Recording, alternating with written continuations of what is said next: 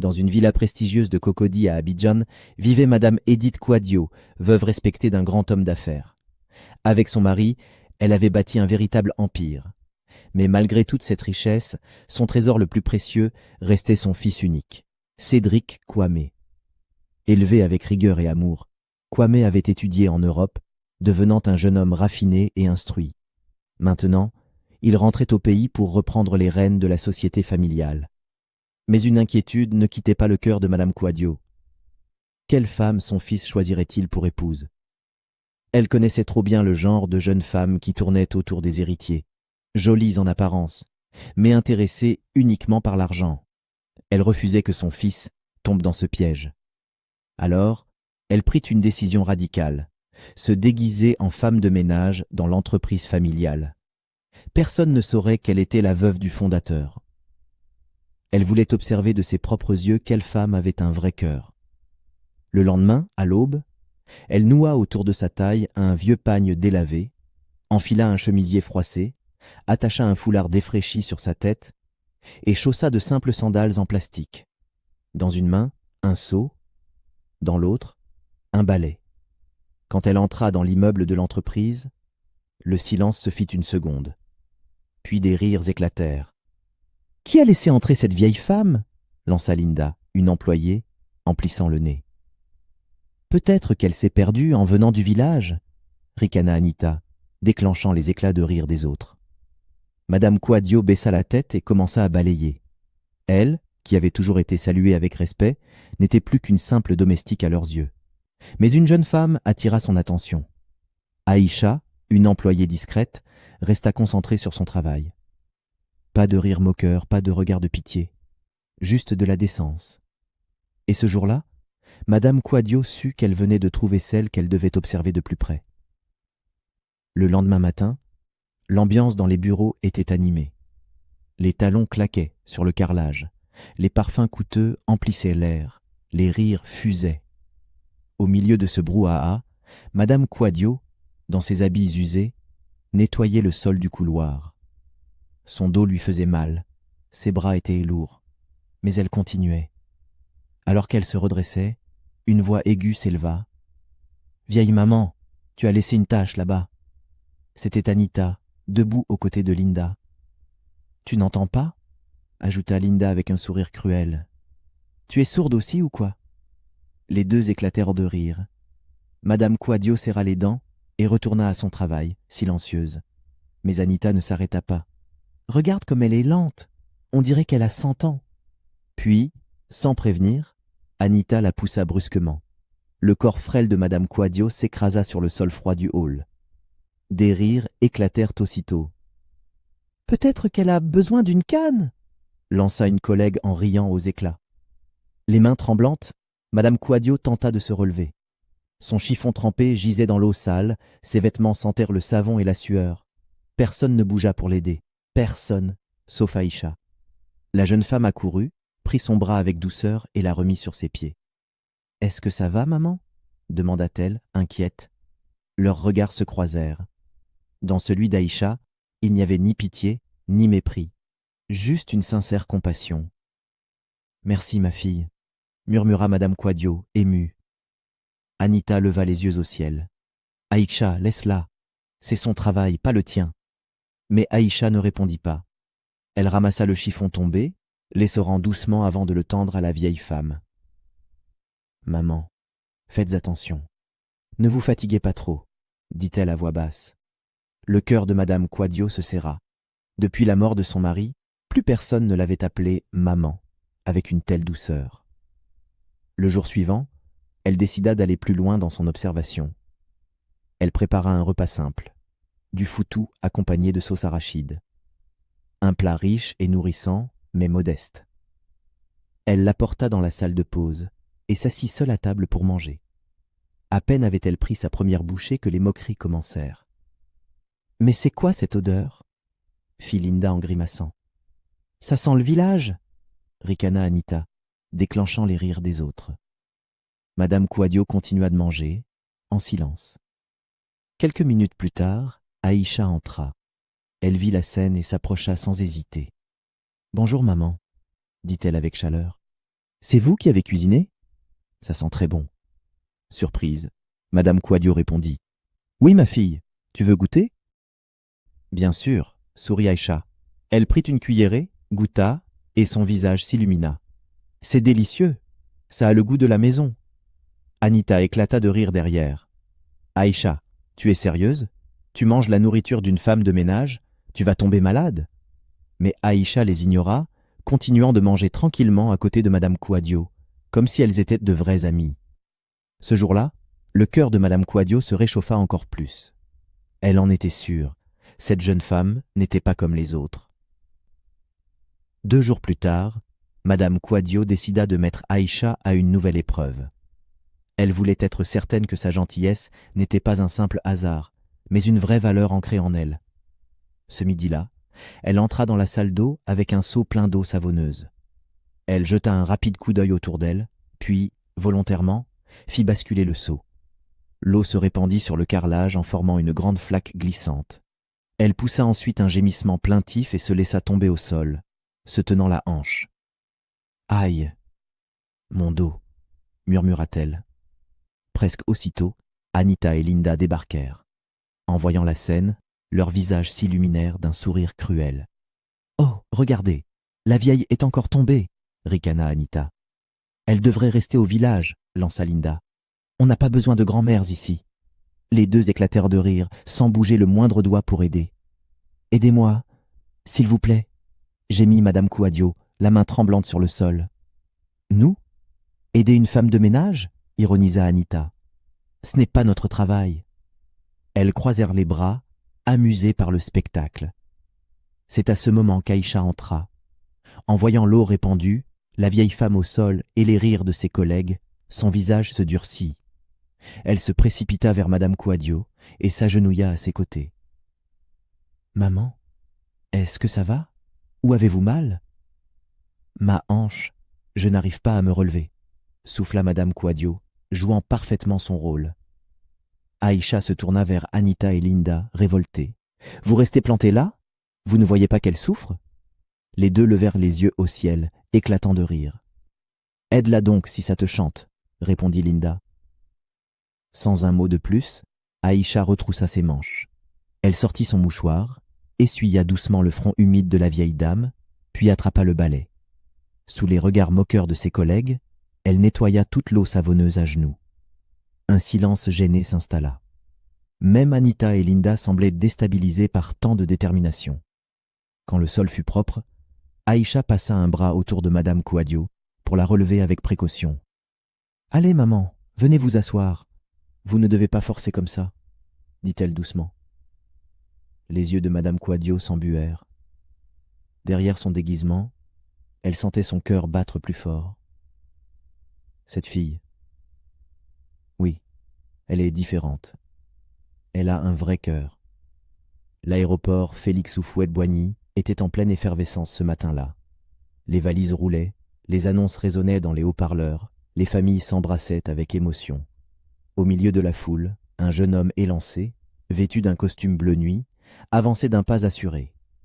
C'était Cédric Kwame Quadio, rentré au pays après plus de 10 ans passés en Europe.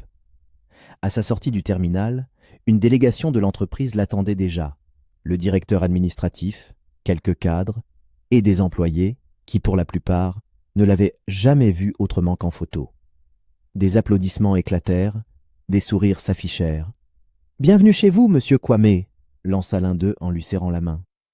Kwame répondit avec politesse, mais son esprit était ailleurs. Une absence pesait dans ce tableau, sa mère. Elle n'était pas là. Il aurait aimé la voir en premier, l'embrasser après toutes ces années. Mais il savait qu'elle avait ses raisons. Elle lui avait dit la veille « Je ne viendrai pas à l'aéroport. Je préfère rester discrète. Les employés doivent voir en toi un patron sûr de lui, pas un fils attaché à sa mère. » Kwame avait respecté cette décision. À son arrivée dans les bureaux de la société, ce fut une véritable agitation. Les employés se redressèrent aussitôt, les bavardages cessèrent. Les femmes, surtout, ajustèrent leur maquillage, croisèrent les jambes avec élégance, forçant un sourire charmant. « Seigneur, il est encore plus beau en vrai », murmura Linda à l'oreille d'Anita. « Riche, élégant et célibataire. ajouta Anita avec un sourire avide. Celui-là, il sera à moi. Kwame, lui, avançait avec calme. Ses yeux observaient tout, mais il restait concentré sur son objectif. Reprendre l'héritage de son père. Dans le hall, il aperçut, balai à la main, une vieille femme vêtue d'un pagne délavé, un foulard serré autour de la tête. Madame Quadio. Son cœur se serra. Sa mère, si respectée autrefois, se tenait là, sous les rires discrets de quelques employés. Il savait pourquoi elle avait choisi ce rôle, pour tester les cœurs. Mais la voir ainsi, après tant d'années loin d'elle, courbée avec un seau d'eau à la main, serra encore plus son cœur. Kwame comprit aussitôt qu'elle jouait son rôle à la perfection, et qu'il devait lui aussi entrer dans la pièce de théâtre. Pourtant, une part de lui avait envie de briser le silence, de lui dire combien elle lui avait manqué. Alors, il décida de créer une petite scène, comme s'il ne la connaissait pas, mais avec ce respect qui, en réalité, n'était pas fin. Il fronça légèrement les sourcils. « Excusez-moi, maman. Pourquoi est-ce vous qui nettoyez ici? Où est le personnel d'entretien ?» demanda-t-il poliment.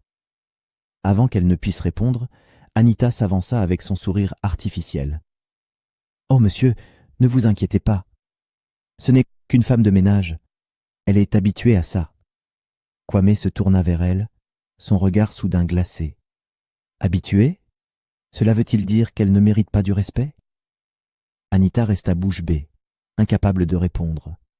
Et c'est à ce moment-là qu'une voix douce s'éleva derrière eux. « Elle mérite tout le respect du monde. » Kwame leva les yeux. Son regard croisa celui d'Aïcha, et dans sa poitrine, quelque chose se serra. Ce soir-là, de retour à la villa familiale, Kwame retrouva enfin sa mère dans le grand salon. Cette fois, elle portait une tenue élégante mais simple, laissant apparaître toute sa dignité. « Maman, » dit-il en la serrant contre lui, « pourquoi te donner tant de peine ?» Elle sourit doucement. « Mon fils, c'est la seule façon de voir la vérité. Dans ce monde, l'argent attire trop de masques. Mais le respect envers une vieille femme pauvre, ça, c'est le vrai test. » Kwame baissa les yeux, ému. « Et moi, que dois-je faire ?»« Rien, » répondit-elle. « Laisse-moi observer. Toi, concentre-toi sur ton rôle de patron. Moi, je saurai reconnaître la femme qui mérite ton cœur. » Kwame hocha lentement la tête.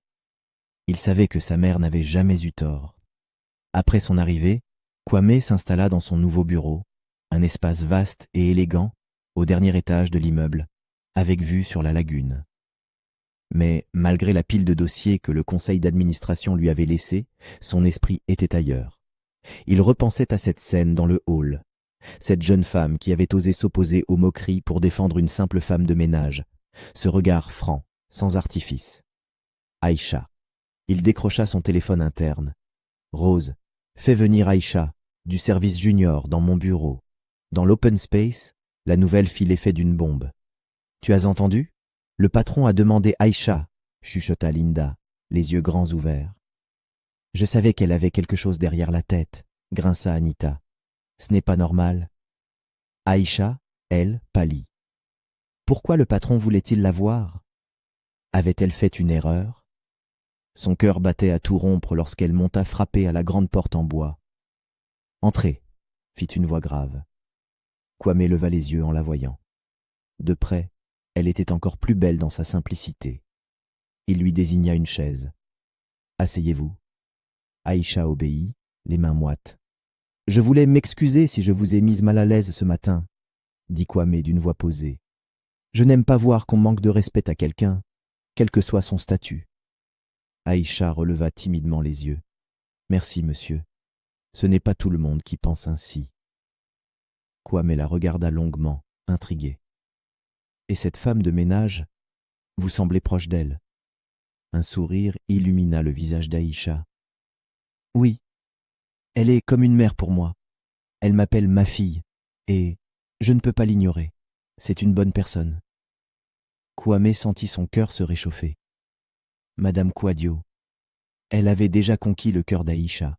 Mais en bas, les rumeurs enflaient. « Tu crois qu'elle n'a pas de plan ?» souffla Linda. « Ne sois pas naïve, » rétorqua Anita, les yeux brillants de jalousie. Elle sait très bien ce qu'elle fait. Et moi, je vais l'arrêter. Le soir, Aïcha reçut un message anonyme. Retrouve-moi à l'Hôtel Royal demain à 19h. C'est important. Viens seul. Son cœur se serra. Qui cela pouvait bien être, et pourquoi en anonyme? Inquiète, elle montra le texto à Madame Quadio en rentrant chez elle. Maman, regardez. Quelqu'un m'a écrit ça. Vous pensez que je devrais y aller?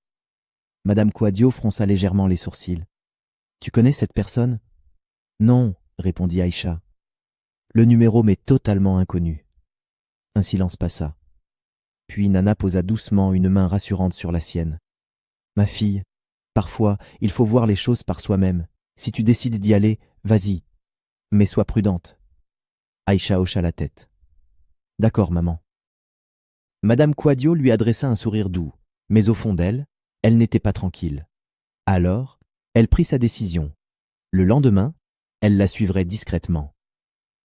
Le lendemain, dans le hall de l'hôtel président, Aïcha arriva avec appréhension.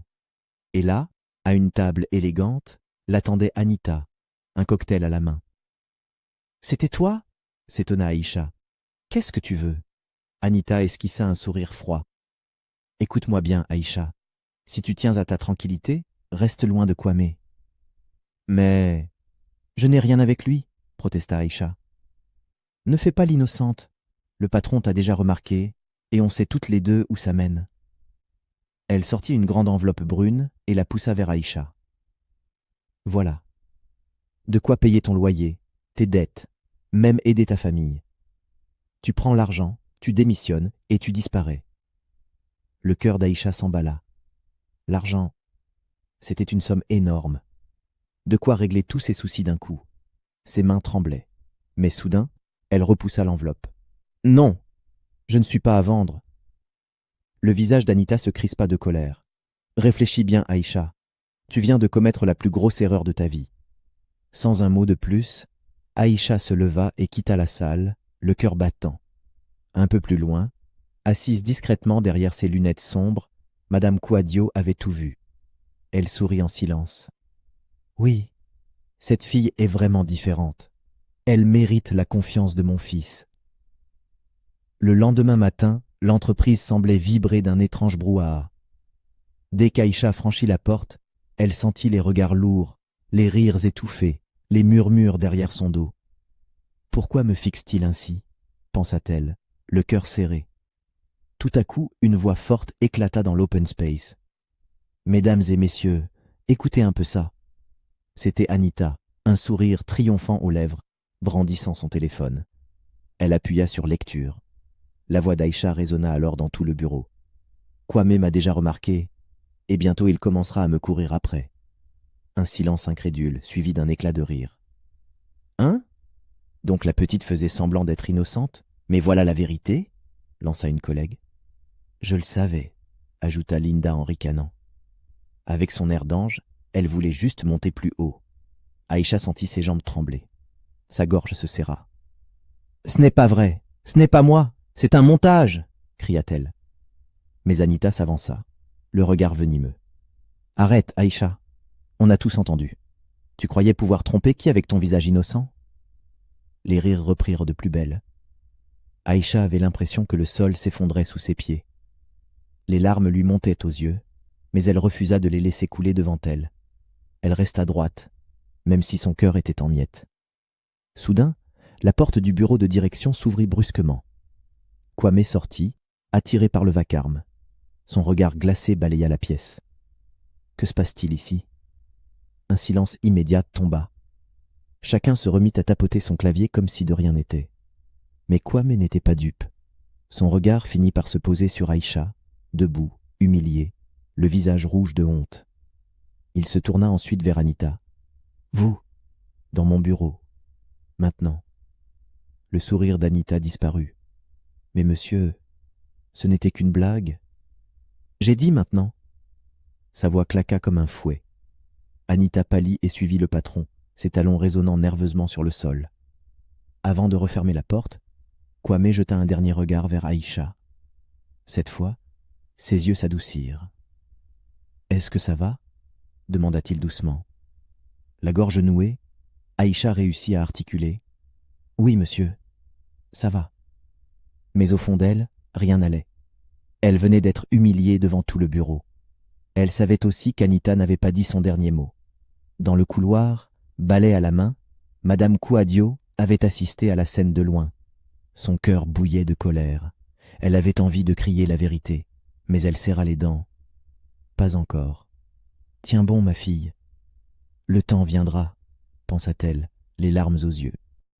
Le lendemain matin, alors qu'Aïcha déposait des dossiers sur le bureau de son supérieur, 2 policiers firent irruption dans l'open space. Leur uniforme sombre fit aussitôt taire les bavardages. « Mademoiselle Aïcha connaît ?» lança l'un d'eux d'une voix ferme. « Oui, c'est moi, » répondit-elle surprise. L'homme sortit une paire de menottes. « Vous êtes en état d'arrestation pour fraude et détournement de fonds. » La salle explosa en murmures choqués. « Hein ?» s'exclama une employée. « Aïcha? Une voleuse? Voilà !» souffla Anita en croisant les bras. « Je vous l'avais dit, son innocence était une façade. » Aïcha recula, paniquée. « Non, non, ce n'est pas possible. Je n'ai rien fait. Je le jure. » Mais les policiers ne lui laissèrent pas le temps de se défendre. Les menottes claquèrent sur ses poignets. Elle sentit ses jambes trembler, ses larmes monter. Ses collègues la fixaient, certains avec pitié, d'autres avec un sourire amusé. « Emmenez-la !» ordonna l'un des policiers. Sous les regards de tous, Aïcha fut conduite dehors. Son cœur battait si fort qu'elle croyait qu'il allait exploser. Pourquoi moi? Qui m'a piégée? Quelques heures plus tard, dans une cellule froide et humide, elle s'assit au sol, le visage entre les mains. Elle n'avait jamais volé un seul franc. Alors comment expliquer l'argent apparu sur son compte? Un policier ouvrit brusquement la grille. « Ta caution a été réglée. Tu peux sortir. » Aïcha leva la tête, hébétée. Qui aurait payé pour elle? Lorsqu'elle franchit la porte, elle vit Madame Kouadio qui l'attendait, les yeux humides de tristesse. En la voyant, Aïcha craqua. Elle se jeta dans ses bras, éclatant en sanglots. « Maman, je vous le jure, je n'ai rien fait. Ce n'est pas moi. » Madame Kouadio posa une main rassurante sur son dos et murmura avec une tendresse infinie. « Je sais, ma fille, je sais. » Ces mots simples résonnèrent comme une promesse. Pendant ce temps, à l'entreprise, Kwame venait de lire la nouvelle sur son téléphone. Employé de la société Conan, arrêté pour fraude. Son cœur se serra. Aïcha? Il resta figé un moment, le regard perdu. Tout l'accusait. Des dépôts suspects sur son compte, des documents falsifiés. Mais pourquoi repensait-il à ses yeux pleins de larmes, à sa voix tremblante? « Je ne suis pas à vendre. » Il serra le poing. Non, il devait entendre la vérité de sa bouche. Il attrapa ses clés, sortit en trompe du bureau et prit la route. À l'autre bout de la ville, dans un hôtel chic du plateau, Anita sirotait un cocktail, un sourire victorieux aux lèvres. « À notre réussite ?» lança-t-elle en levant son verre. Linda, assise en face d'elle, hésitait. « Anita, tu es sûre que c'était une bonne idée? Accuser quelqu'un à tort, c'est dangereux. »« Ne sois pas naïve, » répliqua Anita froidement. « Elle est finie. Et bientôt, Kwame ne verra plus qu'une seule femme, moi. » Mais au fond, Linda tremblait, car quelque chose lui disait que ce jeu allait bientôt se retourner contre elle. La nuit tombait sur Abidjan. Dans la petite maison de Yopougon où elle avait trouvé refuge, Aïcha était assise, les yeux gonflés de larmes. « Pourquoi, maman ?» sanglota-t-elle. « Pourquoi est-ce que ça m'arrive à moi? Je n'ai rien fait, rien. » À ses côtés, Madame Kouadio posa une main tendre sur la sienne. « Ma fille, parfois la vie nous met à genoux pour éprouver la force de notre cœur, mais souviens-toi, l'injustice ne dure jamais. » Aïcha secoua la tête. « Tout le monde croit que je suis coupable. Je n'ai plus de force. » Avant que Madame Kouadio ne puisse répondre, on frappa à la porte. 3 coups secs, fermes. Aïcha se figea et se leva pour ouvrir. Dans l'embrasure se tenait Kwame, vêtu de son costume sombre, le regard grave. Aïcha écarquilla les yeux, choquée. « Monsieur, comment vous savez où j'habite ?» Kwame entra lentement. « Quand j'ai appris ton arrestation, j'ai couru jusqu'à la cellule, dit-il d'une voix basse. Mais on m'a dit que tu avais déjà été libéré. Alors j'ai cherché ton adresse. Et me voilà. » Le silence pesa lourdement. Pour Aïcha, il n'y avait là qu'un patron inquiet venu chercher la vérité. Pour Madame Quadio, c'était son fils. Mais elle garda son rôle, inclinant légèrement la tête, comme si elle n'était qu'une simple hôtesse. Kwame fixa Aïcha droit dans les yeux. « Dis-moi la vérité, Aïcha. Est-ce que tu as volé cet argent ?» Les mots la frappèrent comme une gifle. Ses larmes jaillirent. « Non !» cria-t-elle, la voix brisée. « Je n'ai rien fait, monsieur. Je vous le jure sur ma vie. » Son regard ne vacillait pas, malgré la douleur. Kwame resta debout, figé, partagé entre les preuves qu'on lui avait mises sous les yeux et cette sincérité brute qu'il lisait dans ses yeux. Il inspira profondément. « Alors, qui t'a piégé ?» Aïcha baissa les yeux. Son instinct lui criait qu'Anita était derrière tout ça, mais elle n'avait aucune preuve. Et affronter cette femme sans preuve, c'était se condamner à nouveau. « Je ne sais pas, » murmura-t-elle, la gorge serrée. « Mais ce n'est pas moi. » Kwame resta silencieux, le visage fermé. « Très bien, je vais enquêter moi-même. Et si je découvre que tu dis vrai, je te promets que la personne responsable paiera. » Ces mots résonnèrent comme une promesse solennelle. Puis il quitta la maison, laissant Aïcha au bord de l'effondrement. Sur le pas de la porte, Madame Quadio le suivit des yeux. Avant qu'il ne s'éloigne, elle murmura doucement. « Écoute ton cœur, Kwame, pas seulement ce que les papiers te montrent. » Pendant ce temps, dans sa chambre d'hôtel luxueuse, Anita tournait en rond. Elle avait gagné une manche, mais son esprit n'était pas en paix. Chaque fois qu'elle fermait les yeux, elle revoyait Aïcha repousser l'argent et ce sourire calme de la vieille femme qui semblait tout voir. « Non, » murmura-t-elle tremblante, « je ne dois pas perdre, pas maintenant. » Mais au fond d'elle, une peur grandissait. Et si la vérité finissait par éclater? Le lendemain matin, Kwame arriva au bureau plus tôt que d'habitude. Ses traits fatigués trahissaient une nuit sans sommeil. Toute la soirée, il avait revu le visage d'Aïcha, ses yeux noyés de larmes, sa voix brisée. « Je vous le jure sur ma vie. » Il connaissait les menteurs. Il en avait vu à l'étranger, il en avait démasqué dans des affaires compliquées. Mais quelque chose en lui disait qu'Aïcha ne jouait pas. Il appela le chef de la sécurité. « Je veux toutes les vidéos de surveillance de la semaine dernière. Chaque entrée, chaque bureau, chaque couloir, tout. » Quelques heures plus tard, le responsable revint, nerveux. « Monsieur, il y a un problème. »« Quel problème ?» demanda Kwame, son ton déjà glacial. « Les enregistrements de la semaine ont été effacés. » Kwame se leva brusquement. « Effacés ? Comment ça ? » Quelqu'un est entré dans le système et a supprimé tous les fichiers. Un silence lourd s'abattit dans le bureau. Le cœur de Kwame battait fort. Si les vidéos avaient été effacées, cela ne pouvait vouloir dire qu'une chose. Quelqu'un avait voulu cacher la vérité. Dans son bureau, il fit les 100 pas. Aïcha a dit la vérité. Quelqu'un l'a piégée. Et un nom s'imposa dans son esprit. Anita. Ses yeux trop brillants, sa jalousie maladive, son air satisfait lors de l'humiliation publique. Tout menait à elle. Il décrocha le téléphone. « Rose, appelez-moi Anita, tout de suite. » Pendant ce temps, dans la petite maison de Yopougon, Aïcha restait assise au salon, le regard vide. Ses mains tremblaient encore. « Maman, » murmura-t-elle à Madame Quadio, « comment je vais prouver mon innocence? Tout le monde croit déjà que je suis coupable. » Madame Quadio posa une main rassurante sur son épaule. « Ma fille, le mensonge peut courir vite, mais la vérité a toujours plus d'endurance. » Elle finit toujours par rattraper le mensonge. Aïcha leva les yeux vers elle, touchée par tant de conviction.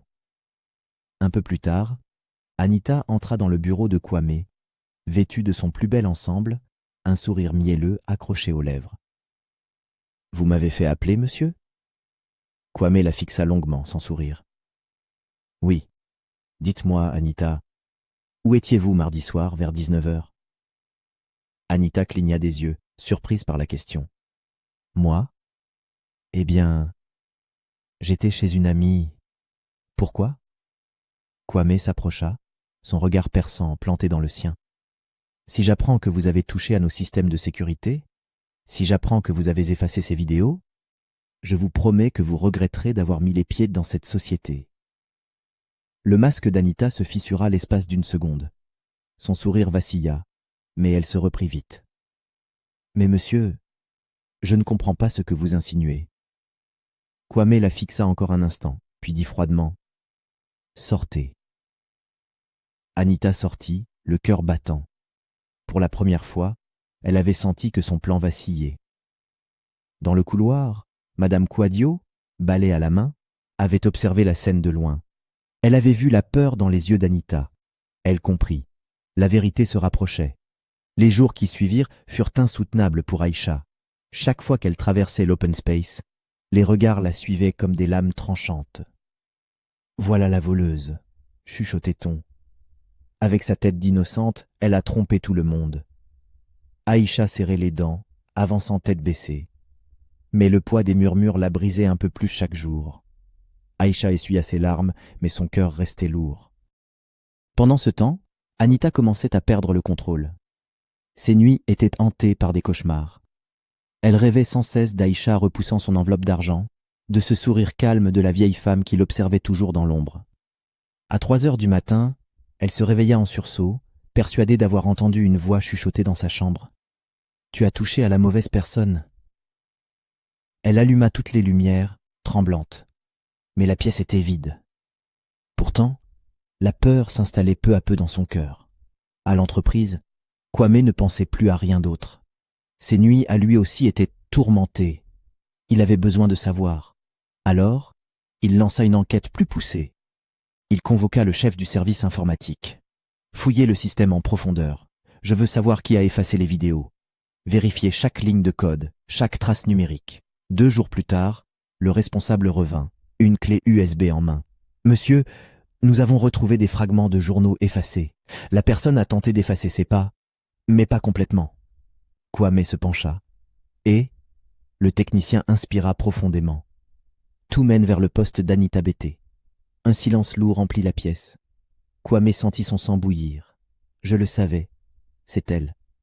Le soir même, assis seul dans sa voiture garée face à la lagune, Kwame serra le volant entre ses mains. Il avait douté d'Aïcha. Il l'avait laissée souffrir, alors qu'elle était innocente. Il ferma les yeux et murmura pour lui-même. Demain, tout doit éclater. Dans sa petite chambre, Aïcha priait en silence. Ses mains tremblaient, mais sa voix était ferme. Seigneur, montre la vérité. Montre que je ne suis pas coupable.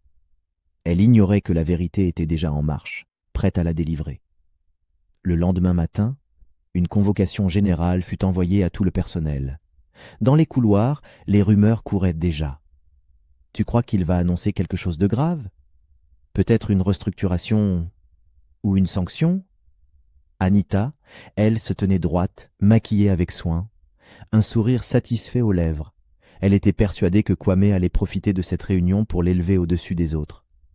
À 10 heures précises, Kwame entra dans la grande salle de réunion. Costume sombre, visage fermé, regard tranchant. Derrière lui, 2 techniciens installaient un ordinateur relié à un grand écran. Il s'avança lentement, laissant le silence s'installer. « Depuis plusieurs jours, dit-il d'une voix ferme, notre société est salie par une affaire de fraude. Une employée a été arrêtée, humiliée, alors qu'en réalité, elle était innocente. » Un murmure parcourut la salle. Tous savaient qu'il parlait d'Aïcha, assise au fond, le visage tendu, le cœur battant. Kwame désigna l'écran. Voici la vérité. L'écran afficha un rapport technique. Les connexions au système de vidéosurveillance, les heures, les adresses. Et un nom s'afficha clairement. Anita Bété. Un frisson parcourut la salle. Des chuchotements éclatèrent. Kwame la fixa droit dans les yeux. Anita, vous avez effacé les vidéos de sécurité. Vous avez falsifié des documents pour piéger une innocente. Pourquoi? Anita blêmit, mais tenta encore de se défendre. Non, ce n'est pas vrai. Quelqu'un a dû utiliser mon poste. Vraiment? Dit Kwame froidement. Alors comment expliquez-vous cette vidéo? Sur l'écran apparut un extrait retrouvé dans les archives. Anita, en pleine nuit, dans la salle des serveurs, tapant nerveusement sur un clavier. Un cri d'effroi parcourut la salle. « Seigneur !» murmura Linda, choquée. Le visage d'Anita se décomposa. Elle finit par éclater. « D'accord, oui, c'est moi. Mais je ne voulais pas que cette petite vole ma place. Je mérite plus qu'elle. Elle ne devait pas être remarquée. » Kwame leva la main. « Assez. » Sa voix résonna comme un coup de tonnerre. « La seule chose que vous méritez, Anita, c'est de rendre des comptes devant la justice. » Il fit signe aux agents de sécurité. Ils s'avancèrent et l'escortèrent hors de la salle. Les employés, abasourdis, n'osaient même pas murmurer. Le tumulte de la journée avait fini par retomber. Anita, démasquée, avait été emmenée sous les yeux incrédules de tout le personnel. L'entreprise respirait à nouveau, mais pour Aïcha, le cœur battait encore trop vite. Dans les couloirs, certains employés qui, hier encore, la regardaient avec mépris, baissaient les yeux devant elle, honteux. D'autres murmuraient des excuses timides. Mais Aïcha n'écoutait rien. Elle voulait seulement disparaître, retrouver le silence de sa petite chambre à Yopougon. C'est alors que Kwame l'appela dans son bureau. Elle entra, hésitante, la gorge serrée. « Aïcha, dit-il doucement, je veux te présenter mes excuses. Tu as été humiliée, salie, accusée à tort. Moi-même, j'ai douté de toi. Mais tu as tenu bon, tu as gardé ta dignité. Et ça, c'est plus fort que tout. » Des larmes brillèrent dans les yeux d'Aïcha. Elle baissa la tête. « Merci, monsieur. C'est tout ce que je voulais entendre. » Kwame la regarda longuement. Ses mots s'arrêtèrent là, mais dans ses yeux, il y avait autre chose. Une promesse silencieuse. Quelques jours plus tard, pendant la pause à l'entreprise, alors que Aïcha tentait encore de se relever après l'ouragan d'accusations qui avait failli briser sa vie, Madame Kouadio lui dit doucement « Ma fille, tu as beaucoup souffert. Je veux que tu viennes dîner chez moi ce week-end. Tu as besoin de respirer, et je veux partager un vrai repas avec toi, comme une famille. » Aïcha accepta, un peu hésitante. Le samedi soir, Aïcha arriva devant la grande villa de Cocody. Son cœur battait à tout rompre. Jamais elle n'aurait imaginé que la vieille femme, qu'elle croyait pauvre, puisse l'inviter dans un tel lieu. Le gardien l'accueillit avec politesse et la conduisit jusqu'à l'entrée. La porte s'ouvrit doucement, et Aïcha se retrouva face à Madame Kouadio, vêtue d'un pagne élégant et d'un chemisier raffiné. Un instant, Aïcha resta figée. Elle connaissait ce visage, mais il lui paraissait différent, presque étranger. « Entre, ma fille, » dit la vieille femme avec un sourire chaleureux. « Sois la bienvenue chez moi. » Encore troublée, Aïcha obéit. Elle entra dans le vaste salon lumineux, décoré avec goût. Tout respirait la dignité et la noblesse. Rien à voir avec l'image de pauvreté qu'elle avait toujours eue d'elle. « Assieds-toi, ma fille, » dit doucement Madame Kouadio en lui désignant un fauteuil. « Tu dois être fatiguée. » Aïcha s'assit, nerveuse, ses mains tremblant sur ses genoux. « Maman, je ne comprends pas. Qu'est-ce que tout cela veut dire ?» Un silence pesa. Puis Madame Kouadio prit place en face d'elle, ses yeux brillants d'une gravité douce. « Aïcha, il est temps que tu saches la vérité. » Elle inspira profondément puis ajouta « Je ne suis pas une simple femme de ménage. Je suis la mère de Kwame Kouadio et la veuve du fondateur de cette entreprise. » Le souffle d'Aïcha se coupa net. Elle écarquilla les yeux, reculant d'un pas sur son siège. « Quoi ? Vous êtes sa mère ?» Ses larmes jaillirent. Tout son univers bascula. À ce moment, Kwame entra dans le salon. Sa présence imposante emplit la pièce. Il posa une main rassurante sur l'épaule d'Aïcha. « Oui, Aïcha, je savais depuis le début, mais je devais respecter le plan de ma mère. Elle voulait voir ton cœur. » Aïcha tremblait. « Alors, tout ce temps ?» Kwame la regarda tendrement. « Tu parlais à ma mère, et tu l'as traitée avec respect, avec dignité, comme peu de gens savent le faire. » Les larmes d'Aïcha coulèrent sans retenue. Elle se leva d'un bond, puis tomba à genoux. « Maman, je ne savais pas, je ne voulais rien, j'ai juste été moi-même. » Madame Kouadio la releva avec tendresse et la serra dans ses bras. « Et c'est justement pour ça que je t'ai choisie, ma fille, parce que ton cœur est vrai. » Ce soir-là, Autour d'un repas simple mais rempli d'émotions, la vérité éclata enfin. La leçon était claire. La richesse attire beaucoup de masques, mais seul un cœur sincère traverse les épreuves. Le mensonge peut séduire pour un temps, mais la vérité finit toujours par briller. Et parfois, derrière les habits les plus simples, se cache l'amour le plus grand. Après ce dîner de vérité, les jours suivants, tout changea. Dans l'entreprise, Aïcha n'était plus la petite employée ignorée. Elle était respectée, admirée même, parce qu'elle avait traversé la tempête avec dignité. Kwame, lui, ne se cachait plus.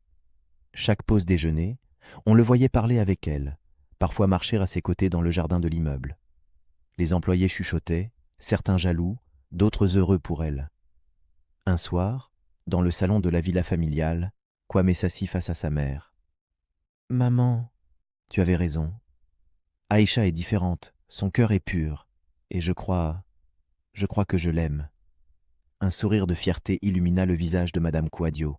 « Alors, mon fils, tu sais déjà ce que tu dois faire. » Kwame hocha la tête, décidé. « Oui, je veux qu'elle devienne ma femme. » Quelques semaines plus tard, Aïcha, encore incrédule, écouta Kwame lui parler des préparatifs. « On n'a pas besoin d'un mariage extravagant, dit-il doucement. Je veux juste que ce jour soit le reflet de ce que tu es. Simple, vrai, rempli d'amour. » Les larmes aux yeux, Aïcha lui répondit d'une voix tremblante. « Je n'ai jamais rêvé d'épouser un riche homme d'affaires, mais épouser un homme juste et être accepté par sa mère, c'est plus que je n'aurais pu imaginer. » Et ainsi, le plan de Madame Kouadio porta ses fruits. Ce qui avait commencé par un déguisement et une mise à l'épreuve se termina par une histoire d'amour bénie, scellée non pas par l'argent, mais par la sincérité et la loyauté d'un cœur. Car la plus grande richesse n'était pas l'empire Kouadio, c'était la famille qu'ils allèrent bâtir ensemble. Si vous avez aimé cette histoire, merci de laisser un like, abonnez-vous à HD Story et activez la cloche pour ne rien rater des prochaines histoires inspirantes. Prenez soin de vous et à très bientôt pour une nouvelle histoire.